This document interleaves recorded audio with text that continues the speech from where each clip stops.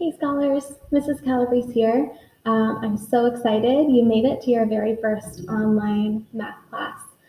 Miss you guys so much, and I really wish we could be in the building in class together, but I am really excited to get the chance to have class online, even though we can't be in the building together.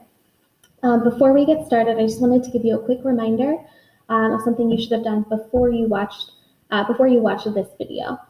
So in your Google Classroom, you should see an assignment that is a tips for online learning video. So make sure that you go on and watch that video so that you are prepared to take your very first online class. If you have any questions, just leave them in a comment on that video.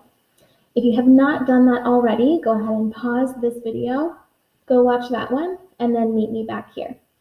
If you've already watched that video, you're good to go, and you are in exactly the right place.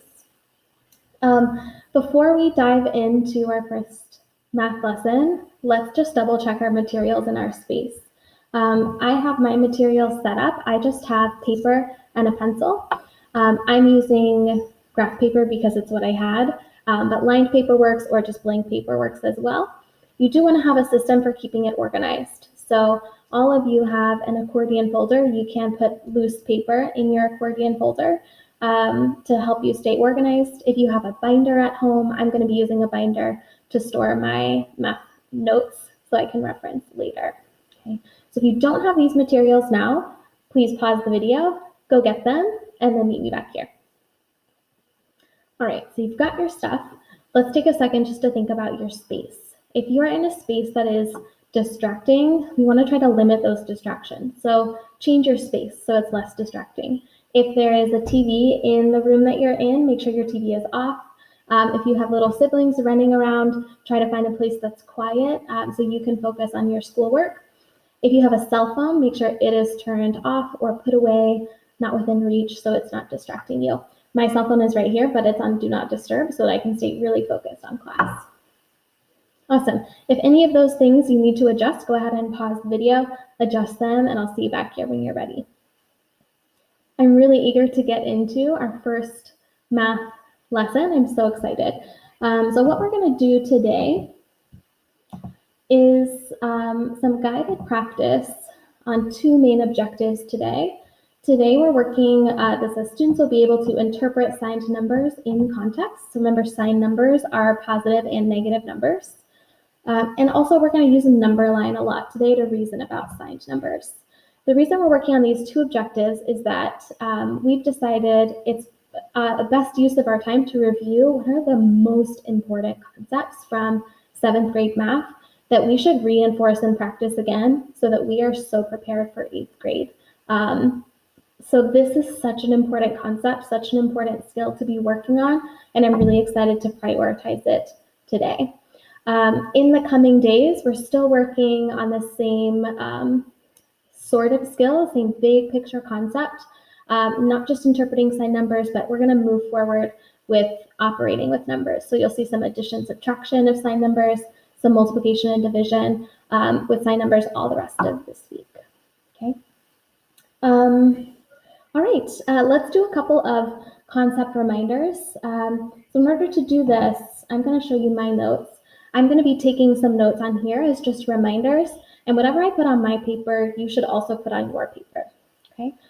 So first things first, let's go ahead and label our notes. Today is March 30th, so I'm just going to label my notes 3:30 math notes.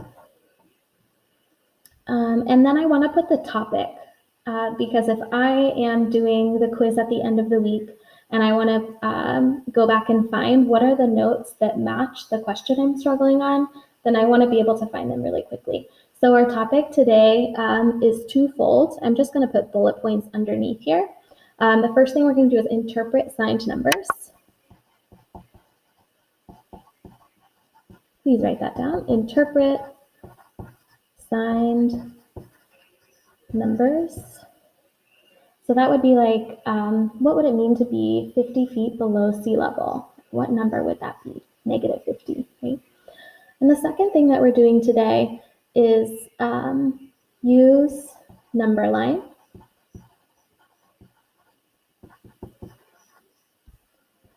To reason about. Use number line to reason about signed numbers.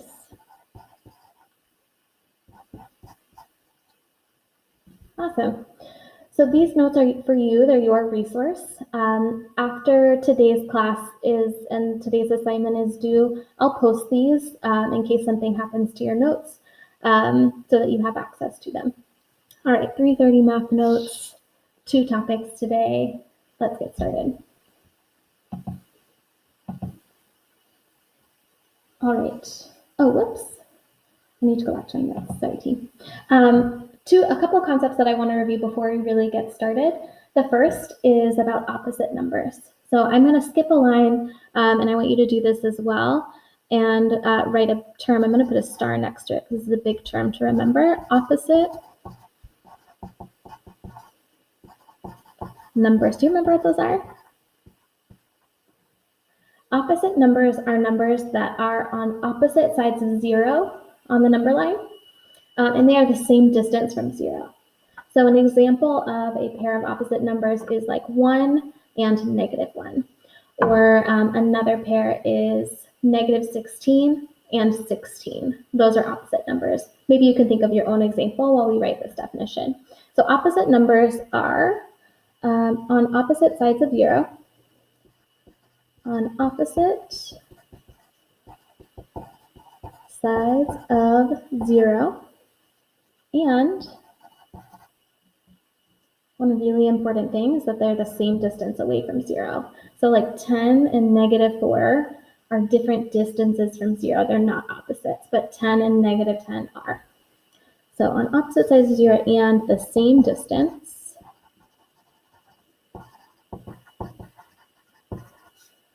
away from 0. Awesome. Let's go ahead and write an example. Maybe -6 and 6. Maybe a spicier example.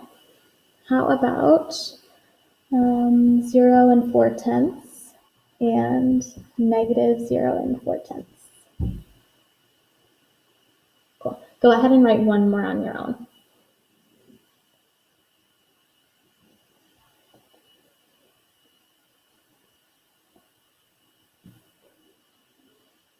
Awesome.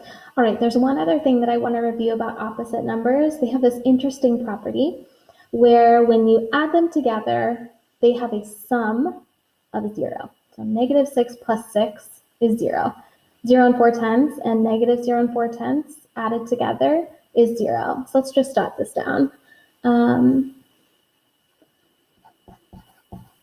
Their sum, remember that means add, is 0. That's true for every pair of opposite numbers. Pretty cool. Like even if I had pi and -pi, if I added those together, I'd get 0. Great. And then one last reminder, when we talk about distance from 0, just a reminder that distance is always positive. And that's true related to opposite numbers, but it's also true generally when we, for example, social distance, we stay 6 feet apart from other people. It doesn't make sense to say -6 feet apart. Distance is positive. So I'm just going to jot a note. Distance is, I'm going to say, represented by a positive number. Yeah, distance is represented by a positive number.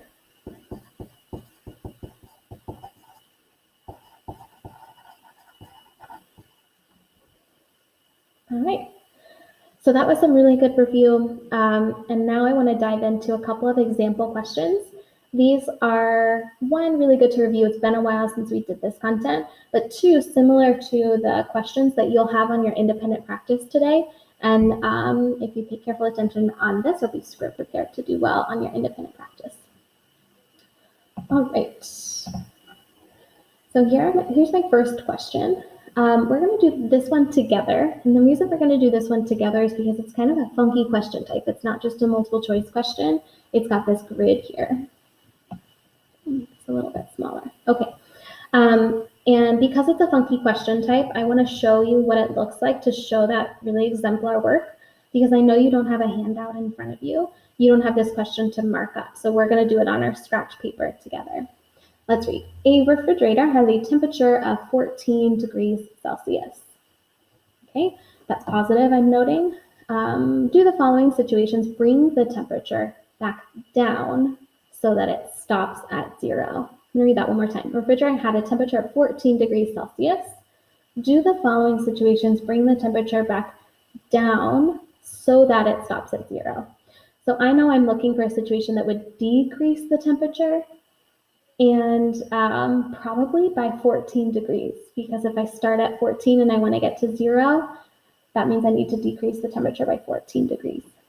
Cool. All right, so what I'm going to do is I need to set up my notes, but this question, if I'm thinking like PO codes almost, it doesn't have A, B, C, D, but I'm just going to pretend that it does. There's 4 parts, and I'm going to evaluate each one separately. So I'm just going to label them A, B, C, D. And this is question 1. So I'm going to skip a line, and I'm just going to put number 1 and then A. Whatever thinking I do or proof that I end up with for number 1A, I'm going to write on my paper. Okay. The other thing that I want to do is I was doing a lot of hand motions with the temperature in the fridge right now is 14, and I'm going to decrease it to 0. I'm just going to draw that on a number line. This is part of our objective today, to model on a number line. So I'm going to go to the side of my paper and draw a quick vertical number line. I picked vertical. You could pick horizontal. I picked vertical because the thermometer is vertical typically. So, all right. Here's my temperature right now of the fridge. It's 14 degrees Celsius. And then I'm interested in decreasing it. So I'm going to draw an arrow down until it reaches the point 0 degrees Celsius. So I might see some situations in this question that don't take it down far enough. I might see some situations in this question that take it down too far, like into the negatives. I might see some situations in this question that actually go the wrong direction, that would increase the temperature. Remember that I'm looking for making the fridge a decreased temperature colder. Okay, let's do this. All right, select yes or no. Statement A, increasing the thermostat of the refrigerator by 14 degrees Celsius. So I'm thinking, does this one decrease the temperature to 0? It says increasing, so I know right away that that can't be right. Increasing the thermostat. Thermostat is what controls the temperature. Increasing by 14 degrees. So let's prove why this is not true. This is not true because 14 plus 14, that's what's happening, right? My starting temperature and then an increase of 14 degrees does not equal 0. Remember, 0 is what I'm looking for. Cool. There are a lot of ways you could prove that that's not true. You could draw a number line that shows it increasing. You could write an explanation, maybe something that sounded like, no, because the new temperature of the fridge would be 28 degrees, not 0, right? There's a lot of ways to answer this, not one correct way. All right, let's move on to B, decreasing the thermostat of the refrigerator by 14 degrees. Well, that looks like what my number line looks like. Decreasing is what I want. If I start at 14 and then I decrease by 14, do I get 0? Yes. If you got it, give yourself a little high five. This is a self 5. Yes, self 5. Okay, here we go. B. Let's just write our proof. B is true because, let me look at the question one more time. Yes, decreasing the thermostat of the refrigerator by 14. Yes, true because my starting temperature plus I'm decreasing, so I'm going to make it negative, spicy. Negative 14, a decrease of 14 degrees does equal 0, and that's what I'm looking for. Perfect. So B is true. So I guess when I'm clicking the answers in this question, I'm not necessarily, I guess, thinking not sure and true, but like no and yes. So I'm just going to write yes. for B, and I'm going to go back and write no for A. All right, let's do C. Setting the temperature of the refrigerator to negative 14 degrees Celsius. This is an interesting one. It didn't tell me increase or decrease. Setting the temperature of the refrigerator to negative 14 degrees Celsius. That means the refrigerator would take its temperature down all the way to negative 14 degrees Celsius. Let's draw a quick picture. I'm going to draw a vertical number line. I start at 14, and I'm going to decrease all the way until I get to negative 14. Is that what I wanted? Nope, this one is not true. I'm going to select no in that table. All right, and then there's one last part, 1D. Setting the temperature of the refrigerator to 0 degrees Celsius. What do you guys think? See, let's draw a picture. I'm starting at 14 and decreasing to 0 degrees Celsius. That's exactly what this picture looks like, what I'm looking for. So this one is true. I'm going to select yes. Awesome. Number 1 is done. Just a note, I am using a Google Doc that's like a screenshot of the question. This was originally a question in Illuminate. So if I were really answering this, I would go in and click no, yes, my answers. I can't do that here, just a heads up. All right, let's do another question. I love this one because it has fractions, my fave. All right, it says, what two numbers, this is question 2, what two numbers are located exactly 3/5 units from 3/5 on the number line? Plot the location of these numbers on the number line. All right, let's just take a second, and since we don't have this printed in front of us, let's just take a second to draw this number line on our paper. I'm going to draw it as well. If you need more time than what I needed, just pause the video, okay? So label question number 2 and copy that number line on your paper.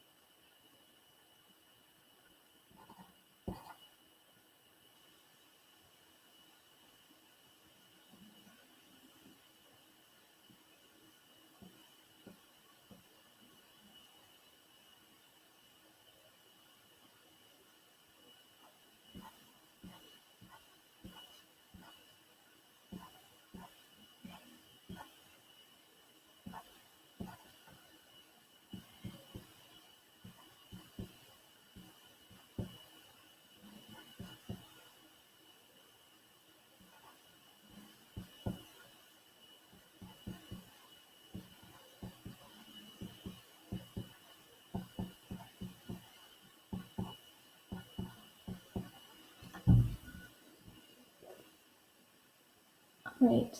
I just finished drawing, and I just want to narrate a couple of things that I noticed. One is that 5/5 is equivalent to 1 whole. So instead of 5/5 being written here and negative 5/5, that's just 1 whole. That's because if I had, a cake split into 5 pieces and I had all 5 of them, I'd make 1 whole cake, right? Then you notice that the one that's 1/5 farther away from 0 on each side, so 6/5 and negative 6/5, those are improper fractions because they're bigger than 1 in the case of the positive and smaller than negative 1 in the case of the negatives. All right, if you need more time to draw, click pause. If you're ready to go, listen to these directions. So what I want you to do is in the next 1 minute, reread the question on your own, try this question on your own, and then in 1 minute, we will come back together. I'm gonna go ahead and get a 1 minute timer even for us. Ready? I'm gonna have to over here.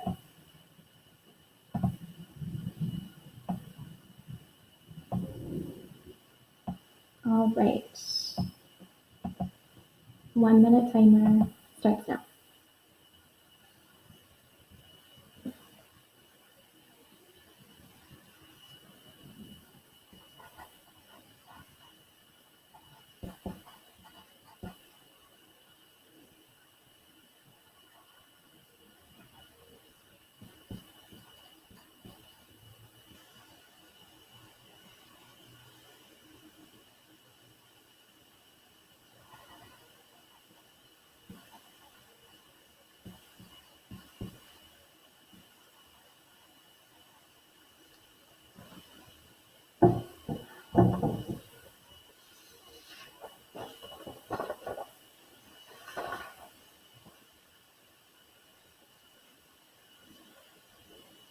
Last 10 seconds.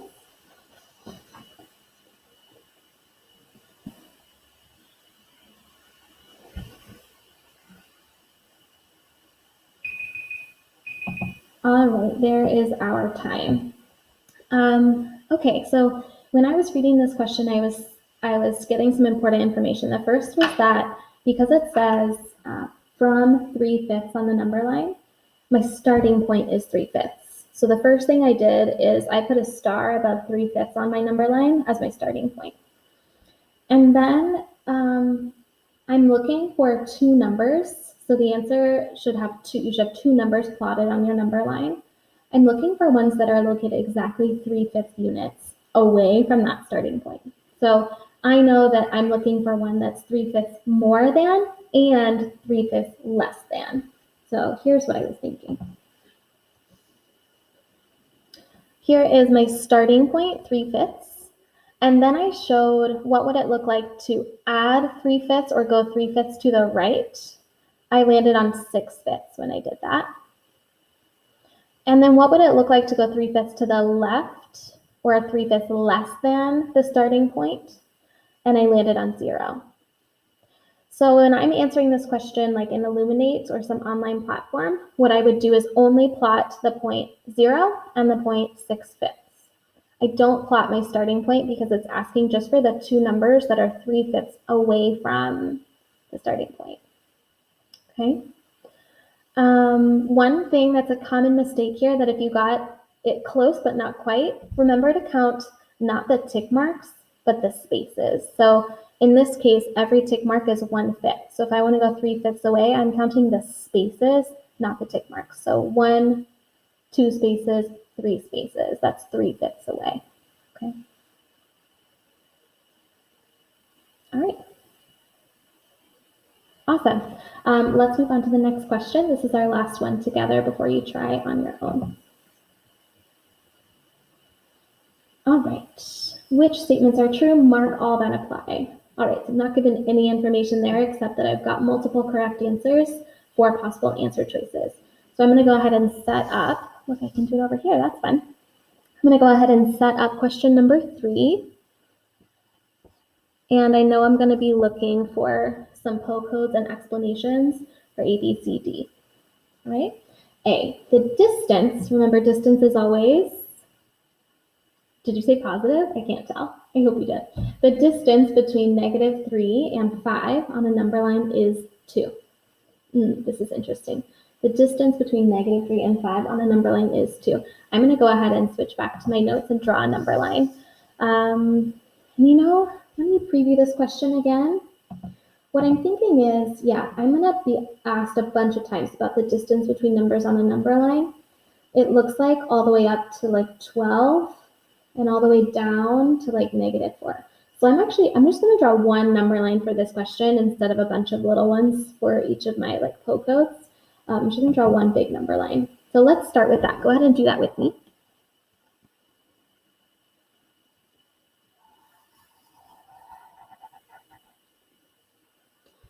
And I think that the highest number was 12, but I'll leave a little space in case I got that wrong.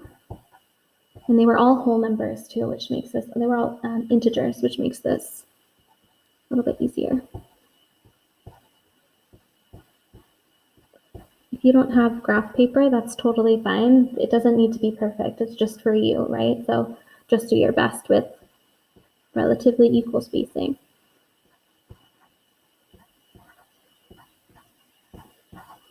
Right, I just got from 12 to 0. I'm going to keep going negative. I think that the lowest I saw was -4, but I'll leave a little space in case I got that wrong.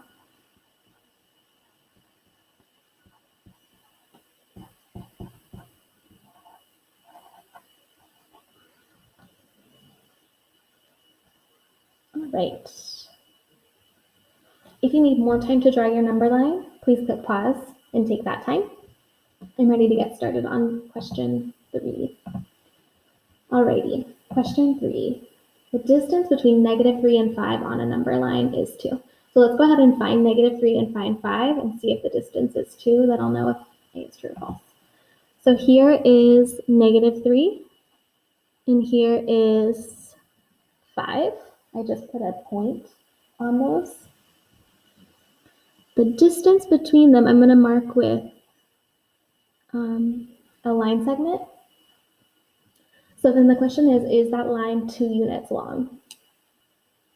No way, right? I know from -3 to 0, that's 1, 2, 3 spaces, and from 0 to 5 is 5. So all together, this actually has a distance of 8. So A says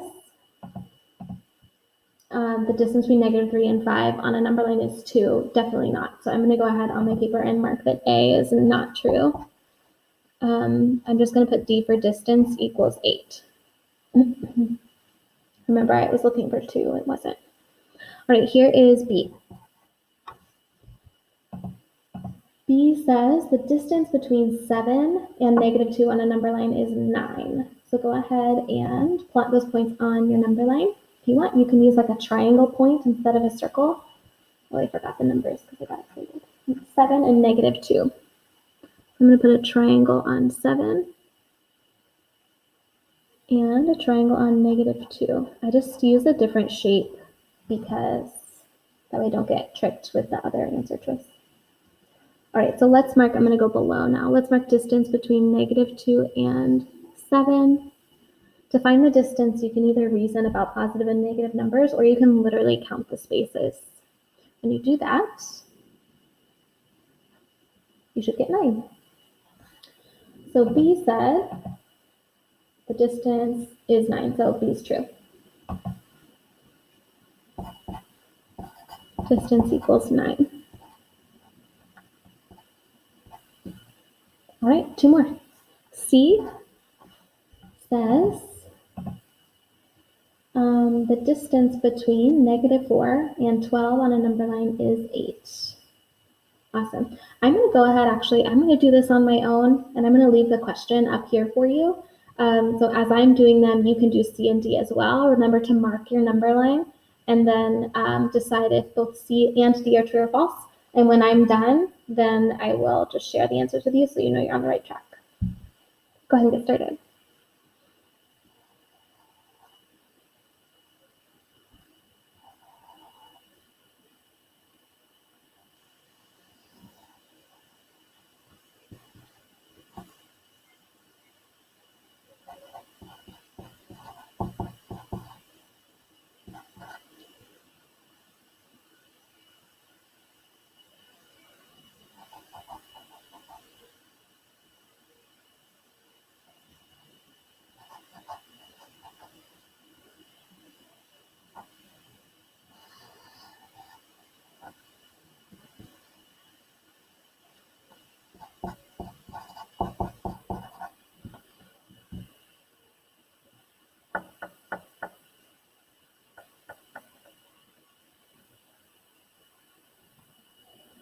All right, I've got my answers ready. If you need a little bit more time, just pause the video. If you don't need a little bit more time, then here we go. So overall, my answers, I thought we did together. B was true and D was true. The thing I was thinking about, though, is that it might be helpful to think about this also in terms of subtraction. And that's because sometimes it says distance on a number line, and sometimes it says, like, what's the change? So the question is a little more vague, and you might not remember this strategy. So another thing I wanted to point out to you, like, let's look at D. The distance I got was 13. If I want to know how far apart -3 and 10 are, I can take, I can find the difference between them. The only thing I need to remember is that the distance is positive. So I'm going to go ahead and subtract 10 and -3. Go ahead and add this to your paper because I don't think it's a strategy. It's not one that I modeled at the beginning, so I don't think that anyone probably has this on their paper. So go ahead and do this one with me. I'm going to find the distance between 10 and -3 using subtraction. So let me just write distance between 10 and -3. I'm going to subtract 10 minus -3. We get to get into some integer rules today. Remember, when you subtract, it's the same as adding the opposite. We'll talk a lot more about this soon, just to refresh. Of course, you've already learned this. But I can rewrite this as 10 plus +3, or just 3. So add the opposite means change subtraction to addition, and then the opposite of -3 is 3. We also used the phrase keep, change, change in class. So keep 10, change the operation to addition, change the sign, in this case to positive. And 10 plus 3 is 13. So if I want to know the difference between two numbers, I can subtract. If I want to know the distance, I can subtract, but then make sure my answer is positive. Cool. All right, you guys, we crushed it. That was our first math class of online learning. Really exciting. I want to give you a few reminders before I send you off to work. And that is that right after you watch this video, you are ready to start the independent practice, which is linked in this post. So all you need to do is click on the independent practice. It's going to take you to Illuminate, and it'll give you the access code already if you click the link. So if you just go to illuminate.online, you're going to be like, what's the access code? I can't get in. But if you click the link below, it's going to fill it in for you, which is super nice. Thank you, technology. The other thing is you will need to put in your Illuminate number, which you all know, but if you forgot it in our school hiatus, then that's okay. Just shoot me a text, okay? Speaking of that, I want to leave my Google Voice number with you, and I want to leave it with you in case you have any quick technical questions, like, hey, Miss Calabrese, my Illuminate is not working, or hey, Miss Calabrese, I forgot my Illuminate number, or what's the access code? Which I'm going to tell you to come back and listen to this video one more time. So here's my Google Voice number. You can write it down. You can save it in your phone in case you have any quick tech questions, okay? I know we're all trying something new, online class. It's very exciting, but also I want to make sure you're really supported and confident. The other thing is that Miss Russell is going to be on office hours today in our Google Classroom at 2:15. So my recommendation to you is to actually do this independent practice Illuminate assignment before 2:15. That way, if you realize you have a question, you can go into her office hours at 2:15 and get some help. If you are watching this video after 2:15 already, or for some reason in your schedule you can't attend office hours, or you can't complete this assignment before office hours begins, that's okay. Just do your best on your own. And then tomorrow morning, there's an opportunity for some help as well. So tomorrow morning, you could join Reteach from 10:45 to 11:30. Again, Ms. Russell is going to lead that. So if you think you might have a question or just want to make sure that you're ready to go and everything is working, definitely try this assignment before 2:15. If not, just do your best on your own and then touch base with Ms. Russell in office hours tomorrow at 10:45. This independent practice assignment is due at 10 p.m. tonight. That's just to accommodate flexibility of schedule, but I hope that you complete it earlier so that you can make sure you're in those office hours. All right, I think that's it, team. You guys crushed it.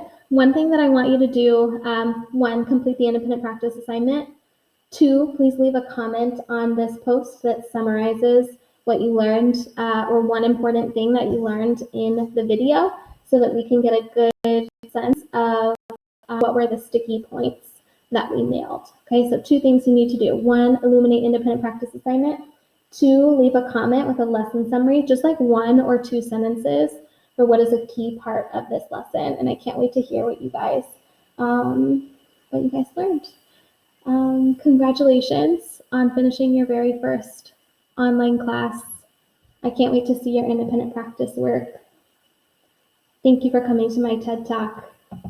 I'll talk to you guys later.